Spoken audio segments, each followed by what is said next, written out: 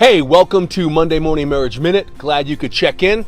By the way, if you're watching this video on Instagram, you're only going to see a little bit of it. So make sure that you go to YouTube and search Monday Morning Marriage Minute. You'll be able to see all of them and see the whole thing and not just a few seconds. So there you go.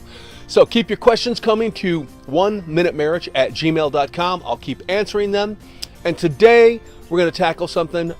It's going to be probably over the next few weeks because that's not something we can do in just one setting of Monday Morning Marriage. So we're going to talk a little bit today about pornography. I know there's a lot said, there's a lot out there. I hope to hit it from a little different direction.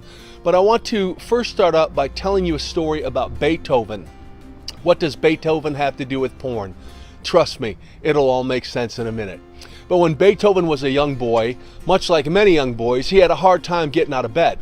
And one of the things that his father learned in order to get him out of bed was he would go over to the piano and he would play a scale. Do, re, mi, fa, sol, la, ti. And he wouldn't hit the last note. Now, if you're a musician, you know that that drives you crazy. You want to hear that octave. Do, do. You want to hear do, re, mi, fa, sol, la, ti, do. But his dad wouldn't do it. His dad would just simply play do, re, mi, fa, sol, la, ti, and he'd stop. And after about the third time of doing that on the piano, Beethoven would just lose his mind. He'd jump up out of bed and he'd go over to the piano and he'd hit the octave do, do, do, do, do, do, do, do, and then he'd play the scale through a few times. Do, re, mi, fa, sol, la, ti, do, do, re, mi, fa, sol, la, ti, do, do, re, mi, fa, sol, la, ti, do, do, do. Because here's the point. As a musician, you understand there has to be resolution. There has to be a connection. There has to be a resolve there. It's like that. That's how it ends. That's how the scale ends. So, how does that tie into pornography?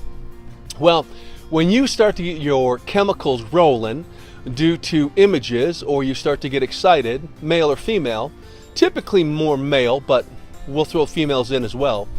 Here's what happens. The body goes through a process with dopamine, serotonin, oxytocin, phenethylamine, epinephrine, all these different chemicals. And it's the process of do, re, mi, fa, sol, la, ti.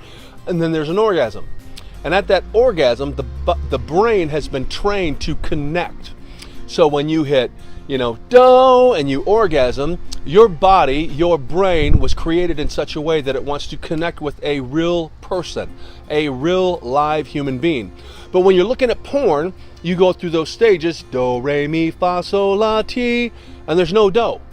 There's no resolution. There is no culmination of, connection. There we go.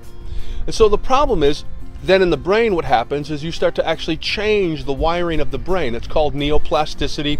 Probably many of you have heard about it.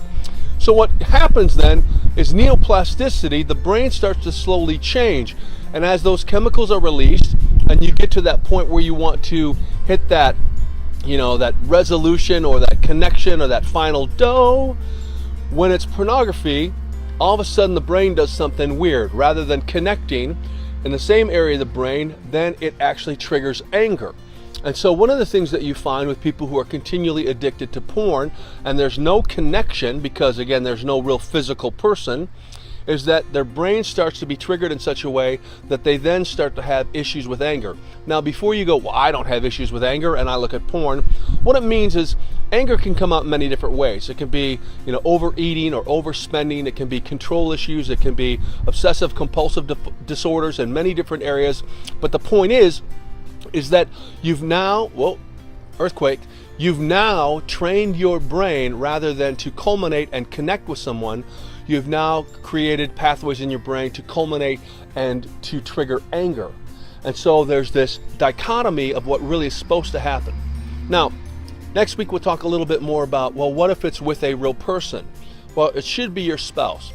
And I'll quickly explain why. Even biologically, not from a religious perspective, not from a moral perspective, our bodies were created in such a way to have that crescendo and that connection with just one person, not with many people. The more you do it with many people, the more it dulls the ability to actually connect. So you might say, well, I'm having that process with a real person. But if it's not your spouse, it's not the person you're married to, and it's just different people, even though that connection happens, after a while, you now train your brain to not be able to connect. it's now in a sense become retarded. And I don't mean that in a crass way. I mean it's been stunted. It's now not allowed, and it is now not able to connect with a person. So later on in life, you might find the right person and you're in love and you get married, but for some reason, and I've heard this many times in counseling sessions with men, they still can't seem to connect with their wife. They still have wandering eyes. They still want to go different places and do different things with different women. They don't have that one-on-one as one in a marital relationship because they don't realize they've burned out the ability to connect with one person by multiple partners. Those are some of the dangers of porn. So how do you overcome porn, and what are some of the other things that go on? We'll cover that in the next few Monday Morning Marriage Minutes. So hang in there. I encourage you to spend time with your best friend because you're married to him. And remember, as always, subscribe to Monday Morning Marriage Minute on YouTube and pass it on to your friends and family. Keep your questions coming to oneminutemarriage@gmail.com. This is Garth Heckman with the November no shave going on. Who knows what it'll look like next week? You never know. So until then, bye-bye.